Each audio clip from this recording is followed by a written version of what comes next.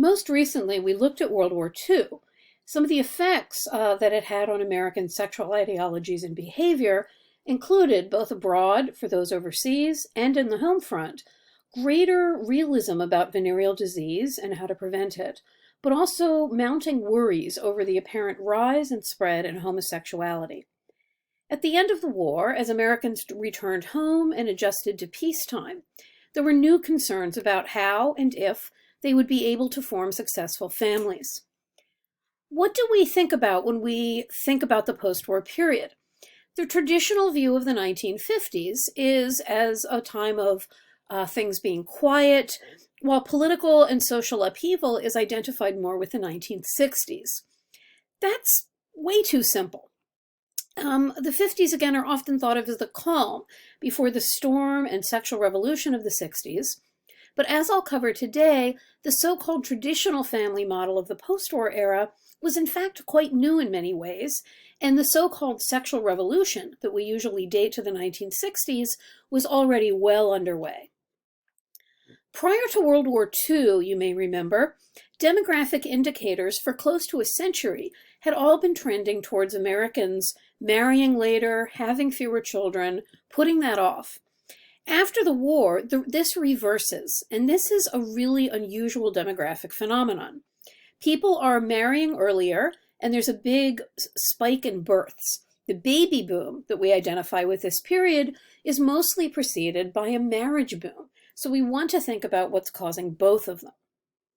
This is a population change that is about as dramatic as the one we saw in the long 18th century in England, except in that case, it took close to 2 centuries, and here it's sort of a blip because most of those earlier long-term trends towards later marriage and smaller families will be back in the swing of things by the 1960s and 70s. So what happens? Why do we have this weird aberration in the years right after World War II? For a number of reasons, post-war Americans focus on marriage and family as central to happiness, to prosperity, and even to a well-regulated politics. And in so doing, they create a short-term but very powerful new version of the American dream. Now, 1950s marriage mania, which affected men as well as women, of course, is largely about changing demographics. DeMille and Friedman go into a lot more detail about this, but essentially what we're talking about is 3 main areas in which you see change. Women and men are marrying far younger. The divorce rate is quite low. They're having larger families, and they're spacing those children closer and closer together.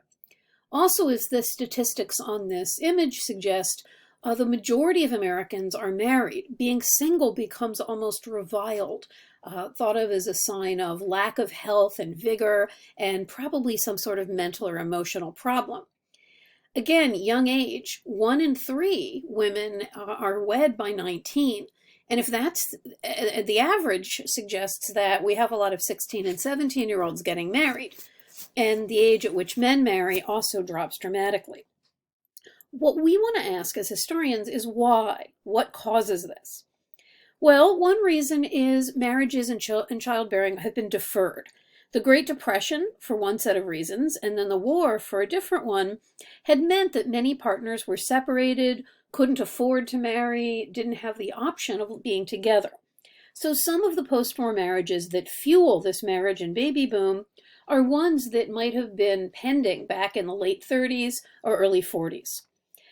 And in a way, I think this is also cultural, because what better way to address wartime concerns about women working and becoming independent, or men venturing far from home to encounter dangerous circumstances, than by reasserting the importance of marriage and childbearing. The political part of this, which we'll come back to in a minute, is also that it was seen as crucial to winning the Cold War that Americans marry young, have these stable families, really identify themselves as family people rather than being single or, God forbid, deviant.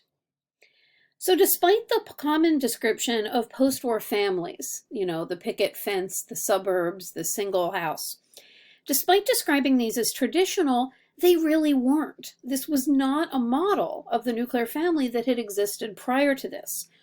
Earlier generations, as we know, were much more likely to live close to one another. Mom is in the garage apartment, or Pop lives in the house next door, or in the third floor of your triple-decker. It's not that no one does that anymore in the 50s, but again, the cultural ideal is of the nuclear family, meaning just mom, dad, and their own kids. Grandma, great Aunt Margie, none of those people are around anymore because that is not valorized in quite the same way. So this kind of lifestyle, suburban affluence, lots of kids, stay-at-home wife and mom, this was not traditional. It was really sort of an aberration, just like the pattern of early marriage and early childbearing. So again, what is causing this? Well, some of this is economic. Greater prosperity encourages earlier marriage and home buying, so the tax code is part of it. But the media also plays a major role because early marriage and large families are presented as key to happiness and normalcy.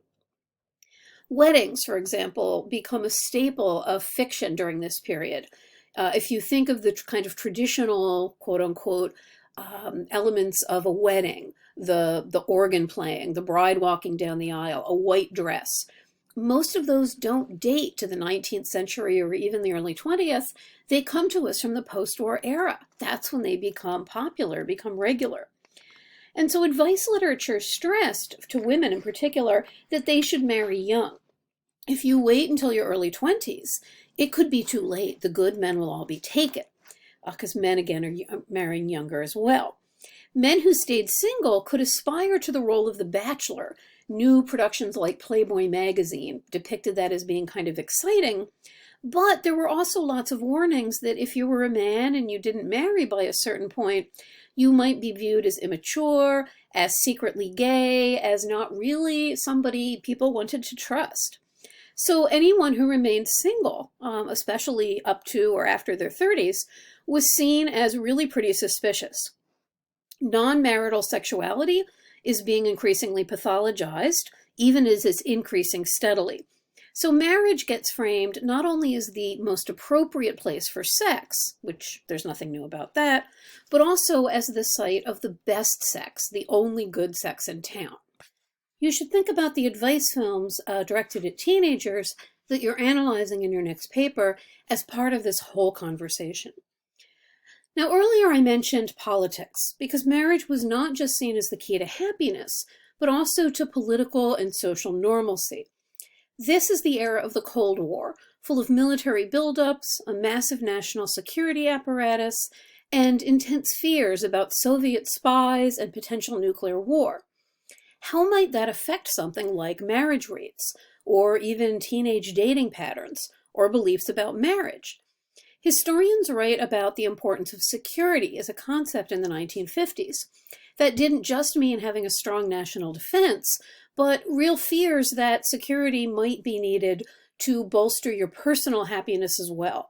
If the bomb might drop any day, maybe that helps explain why you marry young and you have a bunch of kids and you cling to a certain kind of intense marital bliss. Now, the flip side of this, or another piece of this, is that for government and civilians alike, the Cold War also fed concerns about deviance, about certain kinds of identities and behaviors being connected to political subversion. Homosexuality was viewed as an offense that made men and women ineligible for government jobs. This was the law, as you read about for this week. They were viewed as susceptible to entrapment and blackmail, but also as being kind of inherently untrustworthy. The document for today, you should take a look at that and think about why the U.S. government worked so hard to find, to expose, and to get rid of or permanently mark people who were homosexuals or simply hung out with them or were suspected of perhaps being gay. Now, one new area of investigation during this time period that both fed widespread fears of the extent of homosexuality and also worked to break down some of the alleged differences many saw between straights and gays was sexology, the area of research into human sexual behavior that included in this period the massive bestsellers, the Kinsey reports. Alfred Kinsey, sorry, I'm behind on the screens here. Alfred Kinsey, a biology professor, began collecting interviews for what would eventually become a monumental study of American sexuality back in the 1930s, when he observed that many of his undergraduate students didn't really know how sex worked or what sorts of marriages they might want to have, or really anything much like that. Kinsey turned to then counting, essentially, people's sexual experiences. He interviewed, ultimately, over 18,000 Americans and assembled case histories for them. When he published his results in first Sexual Behavior in the Human Male in the late 1940s and Sexual Behavior in the Human Female in the early 1950s, the results really kind of shocked Americans and led to a real revolution in the way many people thought about sexual possibility. He undertook this project initially because he found that most scientific literature on sex was, as he put it, morals masquerading under the name of science. And ultimately, he ended up with an interview technique in which he and his team would interview individuals in private with absolutely knowing that their words were safe. And rather than asking them, have you done this, have you done that, they simply started every interview assuming that every human being they talked to had done everything sexually imaginable, and maybe even some things that weren't. And this arguably gave them much greater detail and honesty over time. What did he actually find? Well, Kinsey regularly, here we have examples of his interview notation technique on the left, and then the kinds of punch cards he used to record this data.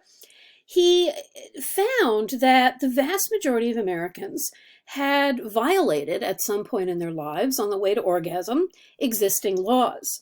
The majority of men, and to a slightly lower extent, a clear majority of women. And a main example of his contribution to demystifying sexual behavior came in the creation of what has become known as the Kinsey scale. This was a sort of sliding scale from 0 to 6, in which one, as you can see here, might be exclusively heterosexual or homosexual, but as it turned out, the vast majority of people were 2s or 4s or 3s or 5s. Almost no one fell into 0 or 6. This was radical in that it made sexual orientation a matter of degree, rather than a binary in which one was either gay or straight. It revealed the wide range of sexual behavior outside of those parameters. And to finish up, the thing that gives us an idea of how important this was is the power of outraged public reaction. Conservatives attacked Kinsey for undermining the institution of the family. They argued that if people believed his statistics, they would all just basically give up any sort of loyalty or morality or love and do nothing but have sex all the time. McCarthyites accused him of spearheading a communist plot to weaken America and argued that he was in league with the Soviet Union. The head of the FBI, in fact, led an investigation intended to discredit Kinsey and his work. As these ads for magazine and newspaper articles suggest, the reports, especially the one on women, were also sensationalized and sexualized in ways that highlighted the idea that Americans were a lot more fun than we had thought, perhaps, and were shocking. Bottom line is that the ideas and the information in the Kinsey report, even though many dismissed them or downplayed them or argued that he was making it up, that it was fake news, these ideas were then out there. And as we'll see over the next decade, challenges to existing sex laws and to codes of behavior increased. And as you also know from the other source you read for today, the letters to Kinsey, he stood for many people as an expert who would honestly answer their questions, shedding a light on the reality of sexual behavior in America rather than on just the ideology. So think about these larger trends and patterns as you were watching your teen advice film and thinking about what sorts of messages are being directed at teens and why and how they might have worked for this generation.